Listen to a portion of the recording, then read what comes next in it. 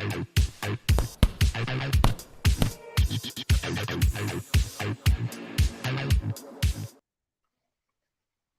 boxing fans around the world. Thank you for joining me once again on Talk and Fight for another episode of Boxing News Today, courtesy of our friends across the pond over at boxing247.com. Leading off today's headlines, we see that Antonio Todd Jr. is riding high after an upsetting WBC 10 Hugo Centeno. That was last Saturday night in Detroit, where the fight saw Atlanta middleweight Antonio Todd Jr. register his first career-defining victory. Registered his career-defining victory, not his first, upsetting WBC number 10 rated Hugo the Boss Centeno Jr. by way of a 10-round majority decision in the main event. The 27-year-old Todd, fighting out of Atlanta, won 2 of the 3 judges' scorecards, 97-93 and 96-94, as the other had it at a 95-95 draw. More impressive was Todd defeating a fighter who was under contract to the event promoter, Dimitri Salita. It was the biggest win of my career thus far, Todd said. It means a lot for my career in terms of taking me to the next level. I feel that I won the fight by unanimous decision, and if he hadn't started moving around, I could have stopped him. But this is boxing. You need to take chances to be great. I want to fight anybody in 160-pound division, fighting bigger names on television. I'm ready now. I think real fighters, or those confident in their skills, will be the guys who step up. We do have a couple of names in mind. Todd is promoted by rising New England-based Granite Chin Promotions, owned and operated by Chris Trietti. Elsewhere, a quick little tidbit on the Tyson Fury, Dillian Whyte situation. The WBC has received again requests from the teams of Tyson Fury and Dillian Whyte to extend the period of free negotiations, but the WBC has granted its final extension, and if there's no agreement, a purse bid will be held this coming Friday, that's tomorrow, January 28th. And there's been a lot of back and forth, quite frankly, between Tyson Fury's camp and Dillian Whyte's camp. That would be Eddie Hearn. And I think we'll talk about more with Christian von Sponek later on today when he joins me and we discuss the heavyweight division in greater detail. Elsewhere, we see a fight coming up on February the 5th in Tanzania at Dar es Salaam at the Marina Hall. Id Pilari, who's 29, 7-1 with 21 knockouts, will get a chance to win the UBO, the Universal Boxing Organization All-Africa welterweight title for the 3rd time, as I say, on February 5th. The 28-year-old Tanzanian will face Chimwemwe Chacha, who's 17, 10-1 with 12 knockouts from Malawi, for the vacant crown on a show promoted by Countdown Boxing Promotions, as I said, taking place in Dar es Salaam. Pilari became UBO All-Africa champion in 2016 and made one successful defense before relinquishing the title when he won the WBO international title in 2017. After one defense of the international title, he regained the UBO All-Africa title in 2019, but was stripped when he lost the WBO regional title fight in 2020. Last September, Pilari challenged for the UBO World Welterweight title, losing to undefeated Arda Adji in Turkey. He has since rebounded with a knockout victory over former UBO international titleist Ramadani Shari. Wow.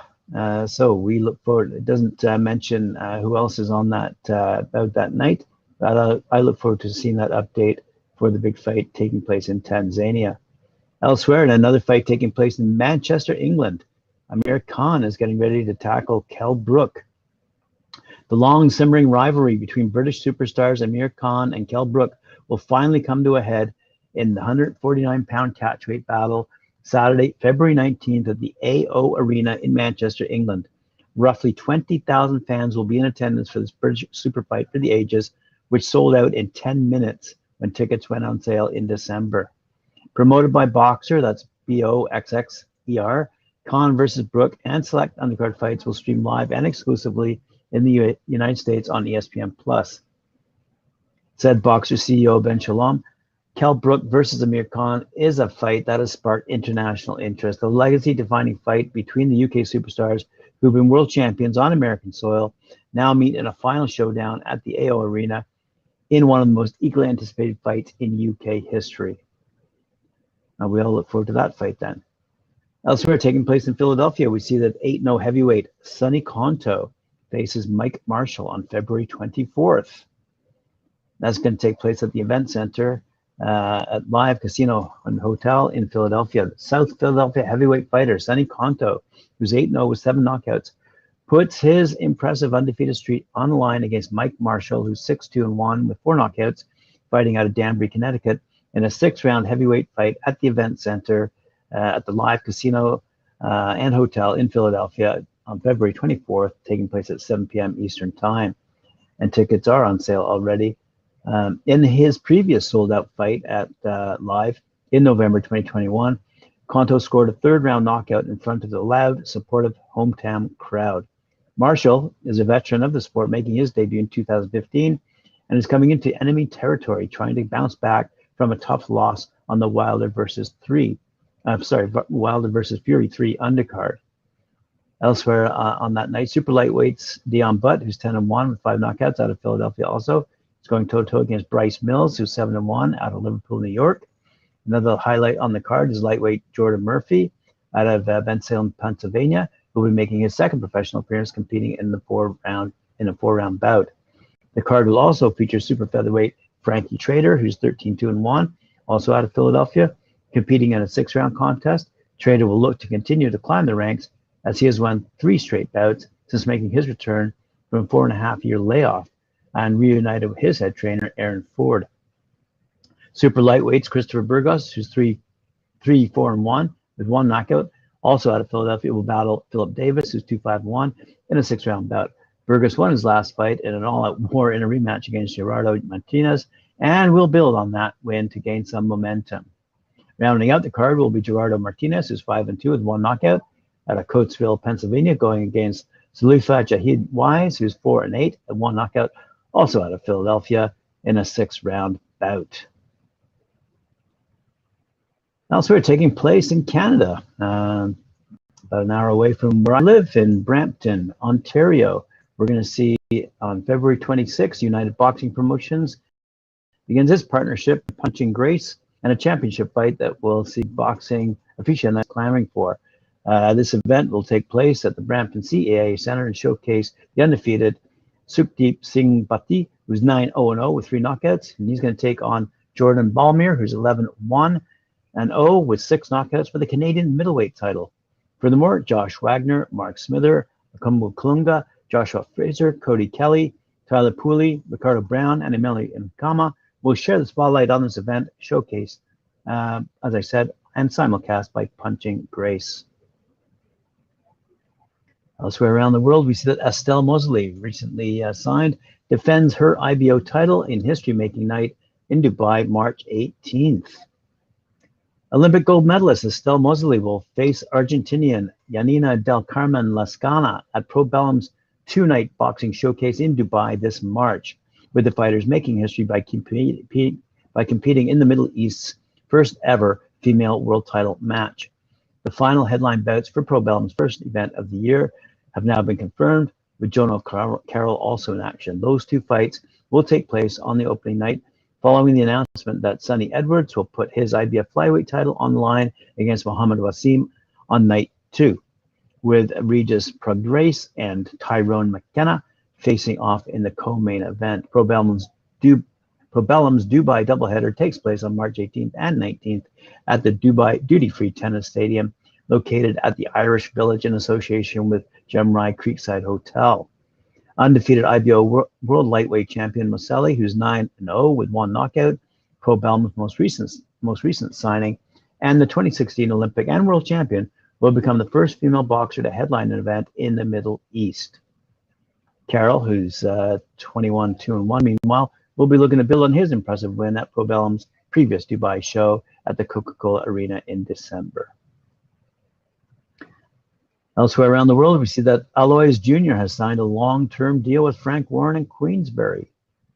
Powerhouse cruiserweight prospect Alois Jr. has signed a long-term promotional agreement with Frank Warren and Queensbury. The 18-year-old captured the imagination of the boxing public back in November when, on his debut, he stepped in with the formidable big punching Pole Mikhail Suknisi at York Hall and ran the experienced former amateur heavyweight close over 4 rounds and was defeated by just a point. The Fearless Jr., officially known as Alois Yombi, momentarily hit the canvas in the first round, which ultimately had a significant bearing on the outcome. The ferocious reputation of Sosniski was only amplified by his brutal destruction of Matt Sen at Wembley in July, which is why Alois concedes. A number of people thought he needed his bumps, feeling for agreeing to such a tall order on his opening night as a pro. They did, said the Penge base puncher. I believe I put up a good performance, and I felt I would have given a good account of myself and my ability, which I did, even though I didn't get the win. I think if I didn't get dropped in that first round, I would have come out with a draw or got the W. It was all right. It was a learning and all timing. He added before confirming that a more measured approach to matchmaking will be employed now he's under promotional guardianship of Hall of Famer Frank Warren, although he insists he harbors no regrets. I've got to reverse a little bit, and I'm not going to have another killer again straight away. I'm going to take my time. I'm only 18, and the world now knows I can fight, and I've got heart. In another signing announcement, we see MTK Global has signed undefeated star Musa Golem. MTK Global is delighted to announce the signing of unbeaten super featherweight sensation Musa Golem in an advisory deal. Golem, who's 18-0 with 11 knockouts, has been extremely impressive since entering the paid ranks in 2016, winning a number of titles to date, including the WBO Intercontinental Super Featherweight title and the WBC Youth Silver Super Featherweight title. The Spain-based Moroccan is known for his huge power, with 6 of his last 7 wins all coming by knockout, and he's targeting big things after teaming up with MTK Global, who will work in association with the Galego Prada. Golem said, I feel very excited to join MTK. I've been hoping this would happen for 2 years when I was in Marbella to spar with Joan O'Carroll. I also had the opportunity to talk to Billy Joe Saunders back then, and both are fighters that I really appreciate. So now becoming part of the team is a really big step for me. I'm motivated by the signing, and this will make me work harder to arrive as soon as possible at the top level. And there you have it. We just have one more quick little quote out of the Keith Thurman and Mario Barrios camp.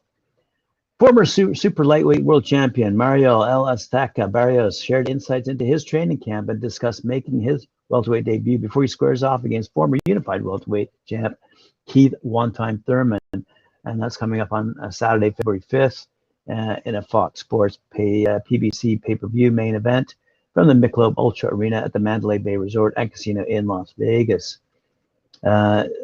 He said, and I'm talking about Barrios here, I'm having an incredible training camp. I've stayed in shape since my last fight and headed into the Bay Area to start camp with Virgil Hunter about 3 weeks ago. I've now moved camp to Las Vegas, where I'll finish off that last couple of weeks until the fight. My sparring has gotten me into perfect condition, and I know that I'll be ready for war come fight night. And on his upcoming matchup against Keith, although Thurman has been out of the ring for a couple of years, I know he's been training hard for this fight and will be in great shape. He's been one of the best fighters of our era, and I expect him to be at his very best. I know what needs to be done on my end, and I believe I can execute the game plan we have in place. We both like to let our hands go, so fans definitely can expect to see an explosive fight on February 5th. Right, sports fans, thanks very much for joining me here on Talk and Fight on Boxing News Today, where you see all the news and headlines courtesy of our friends at boxing247.com. Remember to like, share, subscribe, hit that notification bell, and we'll see you in about an hour's time with Christian von Sponek for another episode of Boxing 247.